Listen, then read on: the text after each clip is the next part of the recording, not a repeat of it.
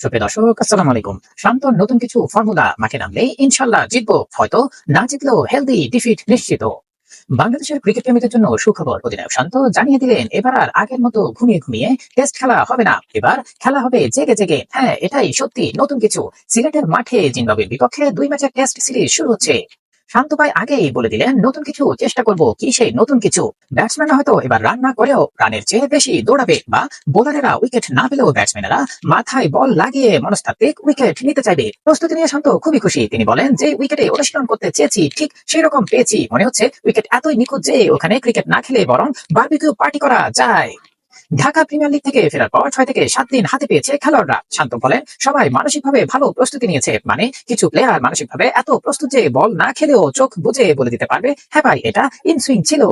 নতুন কোচের কথাও উঠে এসেছে। শান্ত বললেন, কোচ তার ভিশন শেয়ার করেছেন। গোপন সূত্র জানায়, সেই ভিশনের মধ্যে রয়েছে এক ম্যাচ অন্তত একটা ক্যাচ ধরা, আর উইকেট পড়লে সেলফি না তুলে স্লিপ ফিল্ডিং এ মন দেয়া।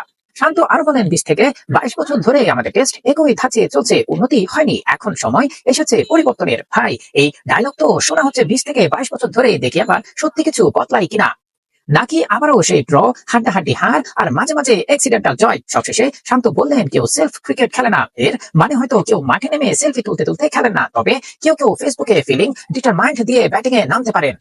সবশেষে একটা কথা বলাই যায়, এবারে টেস্ট যাই হোক না কেন নতুন কিছু দেখবো। হয় বোলাররা ব্যাট করবে, বা আম্পায়াররা ব্যাট হাতে মাঠে নামবে। আর যদি জিতি, তাহলে শান্তর নাম হবে শান্ত নয়, আগুন। আর যদি হারি, ঠিক আছে, তখন আবার নতুন কিছুর জন্য অপেক্ষা করতে হবে। সুপ্রিয় দর্শক, এই ধরনের মজার মজার খেলার সঙ্গে পেতে আমাদের সঙ্গে থাকুন। ধন্যবাদ। আসসালামু আলাইকুম।